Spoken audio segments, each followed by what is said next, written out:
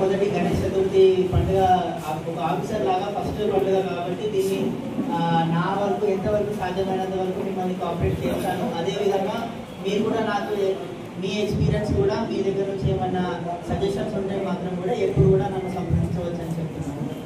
So దాని తర్వాత ఇప్పుడు ఈరోజు ముందుగా ఫస్ట్ ఇక్కడికి వచ్చిన మన ఎస్పీ సార్ గారికి, మన కుమారోస్ గారికి, అలాగే అన్ని డిపార్ట్మెంట్స్ నుంచి వచ్చిన అధికారులు, మన హిందూ ఉత్సవ సమితి సభ్యులు, మన మస్జిద్ కి ఇమాం సాబ్ ఆయనే ఉంటూ పీస్ కమిటీ సభ్యులు, అలాగే పెద్దలు, ప్రజలందరికీ కూడా ముందుగా నమస్కారాలు. సో మనకు తెలిసినట్టు నిన్న మనకి జిల్లా స్థాయిలో పీస్ కమిటీ మీటింగ్ అనేది జరిగింది కలెక్టర్ మేడం గారి ఆధ్వర్యంలో. సో అక్కడ చాలా మంది అటెండ్ అయ్యారు, మీరు కూడా. సో ఈరోజు నా విన్నపం ఏంటంటే, ముందుగా అక్కడ చెప్పిన మాటలు కూడా మళ్ళీ రిపీట్ కాకుండా ఫస్ట్ మీ దగ్గర నుంచి ఏవైతే మనకి సూచనలు, సలహాలు, లేకపోతే ఏమైనా రిక్వెస్ట్ ఉన్నాయో కూడా అది ఫస్ట్ తీసుకుంటాము. అలాగే నిన్న నేను ఏఎస్పీ సార్ గారు ఇంకా వివిధ అధికారులు కూడా నిన్న ఒక ప్రొసెషన్ రూట్ని విజిట్ చేయడం జరిగింది. సో అక్కడ కూడా మనకి ఏమైతే ఇబ్బందులు ఉన్నాయో, సమస్యలు ఉన్నాయో, డ్రైనేజ్ రిలేటెడ్ కానీ, ఎలక్ట్రిసిటీ రిలేటెడ్ కానీ, ప్రొసెషన్ రూట్ రిలేటెడ్ కానీ కూడా కొద్దిగా మాకు కూడా అర్థమయ్యాయి. ఆల్రెడీ యాక్షన్ తీసుకోవడానికి మేము ఆర్డర్స్ కూడా ఇచ్చాము. అది కాకుండా ముందుగా ఒక ఫస్ట్ మనకి ప్రొసెషన్ రూట్ అనేది మనకి క్లియర్గా ఉంది సార్. సో ప్రొసెషన్ రోడ్లో ఏం చేంజెస్ లేవని మేము అనుకుంటున్నాం. సో లాస్ట్ ఇయర్ ఏదైతే ప్రొసెషన్ మనకు జరిగిందో అదే దారిలో కూడా ఈ ఇయర్ కూడా మనం చేస్తాము. సెకండ్ ఏంటంటే మనకు కావాల్సిన ఇన్పుట్స్ కొన్ని మీ దగ్గర నుంచి కావాలి. సో మనకి ఈ సంవత్సరం ఎన్ని గణేష్ ఐడల్స్ ఉంటాయని మీరు ఒకసారి చెప్తే మాకు కూడా కొద్దిగా ఎస్టిమేట్ అంచనా కరెక్ట్గా ఉంటుంది. సో ఒకసారి ఒక ఫ్యూచర్లో ఒక ఇష్యూ జరగవచ్చు, అట్లా ఫోర్కాస్ట్ చేసుకుని మైండ్ కూడా చేస్తున్నాను. अभी जैसा बात किया दोनों साइड में, जिस तरह से खुले दिल से बात किया है, मुझे लगता नहीं नासा में कोई इशू होगा. ऐसे सिचुएशन में बैंडोर की जरूरत नहीं पड़ेगी. ठीक है, डीजे गुరించి చాలా మంది మాట్లాడుతున్నారు. గణేష్ ఫెస్టివల్ जो है, गणेश फेस्टिवल को ఇప్పుడు మేము జస్ట్ ఒక डीजे లో లిమిట్ చేస్తున్నాం. डीजे से बहुत बड़ा है गणेश फेस्टिवल. डीजे कॉन्सेप्ट 10 साल से आया है. पहले गाने आईवीएफ हिंदू मंदिर डीजे వచ్చింది కదా. 10 साल पहले गणेश बहुत बड़ा होता था. ये अंदर की తెలుసు. ढोल नगाड़े ताशे लेकर आते थे, बड़ा होता था. अभी भी पुणे चले जाओ, बनारस ले जाओ, महाराष्ट्र में बहुत बढ़िया तरीके से गणेश करते हैं, डीजे के बिना करते हैं. तो डीजे को जोड़ के गणेश फेस्टिवल को देखना गणेश फेस्टिवल का आह्वान है. और मैं एक रिक्वेस्ट करता हूँ कि ये डीजे करके हम लोग गणेश फेस्टिवल को कम ना करें प्लीज. ठीक है, बाकी डीजे को लेकर के कलेक्टर मैडम ऑलरेडी ఒక నోటిఫికేషన్ ఇష్యూ చేసింది.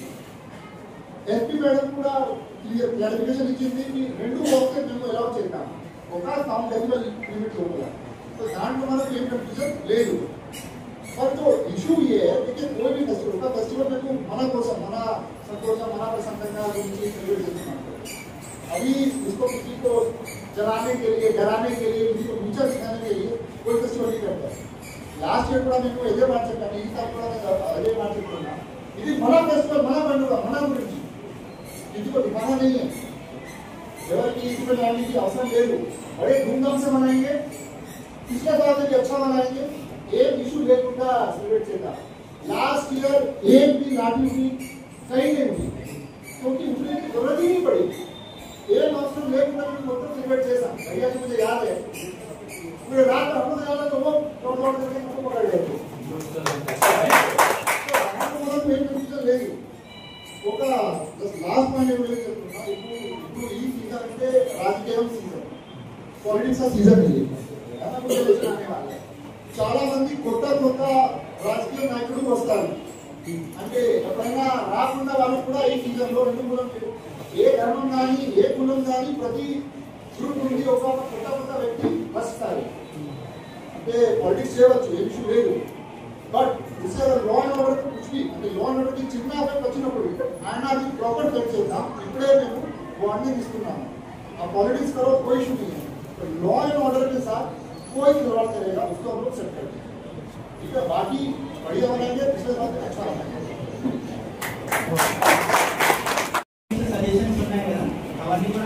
రాసుకోవడం జరిగింది. ప్రతి డిపార్ట్మెంట్తో ఒకసారి ఈ కమిటీ అయిపోయినాక కూడా నేను మళ్ళీ అన్ని డిపార్ట్మెంట్స్తో వాళ్ళు ఏమి సజెషన్స్ని ఏమేమి యాక్షన్స్ తీసుకుంటున్నారో కూడా ఈరోజే కాకుండా ఈ రోజు నుంచి మీటింగ్స్ తర్వాత అన్ని డిపార్ట్మెంట్ వాళ్ళని కూడా ఫీల్డ్లో ఎక్కువ టైం స్పెండ్ చేయడానికి కూడా ఆదేశాలు ఇవ్వడం జరుగుతుంది.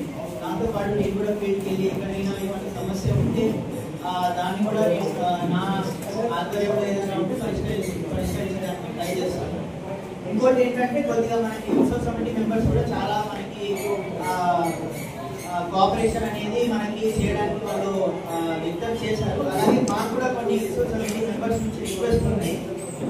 ముందుగా సార్ చెప్పినట్టు మన ఎక్కడైతే మన గణేష్ మండపాలు ఉన్నాయో అక్కడ రాత్రి సమయంలో ఎవరైనా ఇద్దరు ముగ్గురు అక్కడే పడుకుంటే వాళ్ళకి కూడా సేఫ్టీ ఉంటుంది.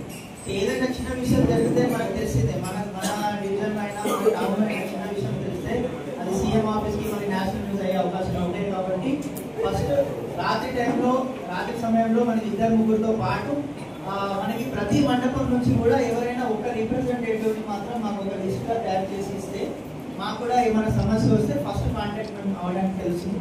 అలాగే మా దగ్గర నుంచి కూడా మేము ఒక అధికారులు ప్లస్ ఎలక్ట్రిసిటీ అయితే ఆ పర్టికులర్ వార్డులో ఉన్న లైన్ మెన్స్ అయినా కూడా వాళ్ళ లిస్ట్ కూడా మీకు ఇవ్వడం జరుగుతుంది.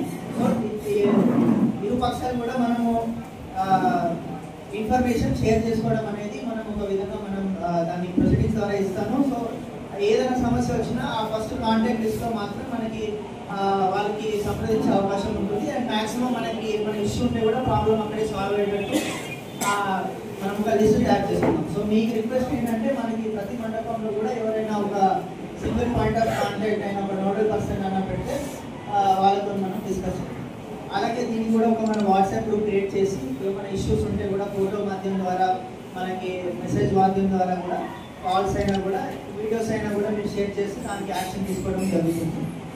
అలాగే ప్రతి మండపంలో కూడా ఏదైనా సేఫ్టీ ఇష్యూస్ రాకుండా మీరే స్వయంగా ఒక సీసీటీవీ కెమెరా ఏర్పాటు చేస్తే కూడా అది చాలా మనకి సేఫ్టీ పరంగా కూడా చాలా యూజ్ అవుతుంది అనేది ఒక రిక్వెస్ట్. అది ఎక్కువ కాస్ట్ కూడా ఉండదు.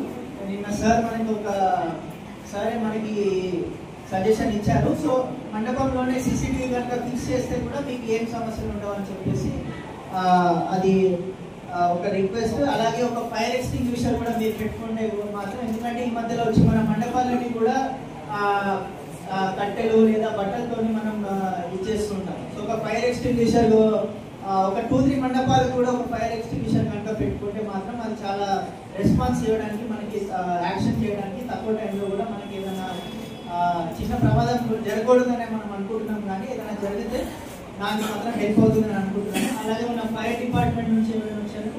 సో ఫైర్ డిపార్ట్మెంట్ నుంచి కూడా మనకి అవేర్నెస్ ప్రోగ్రామ్స్ చేస్తామండి. ఇక్కడ మనం డిస్కస్ చేస్తాము. ప్రతి మండపంలో కూడా ఫైర్ అవేర్నెస్ గురించి, ఫైర్ సేఫ్టీ గురించి మాత్రం అవేర్నెస్ స్ప్రెడ్ చేయడానికి మనం ట్రై చేస్తాం.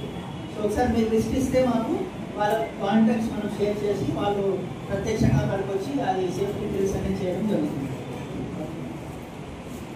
రోజైనా చాలా విగ్రహాలు వస్తున్న టైంలో మనకి జంక్షన్లలో ఎవరు ముందుకు వెళ్తారు, ఎవరు తర్వాత వెళ్తారు అనేది కొద్దిగా కన్ఫ్యూజన్ జరుగుతుంది.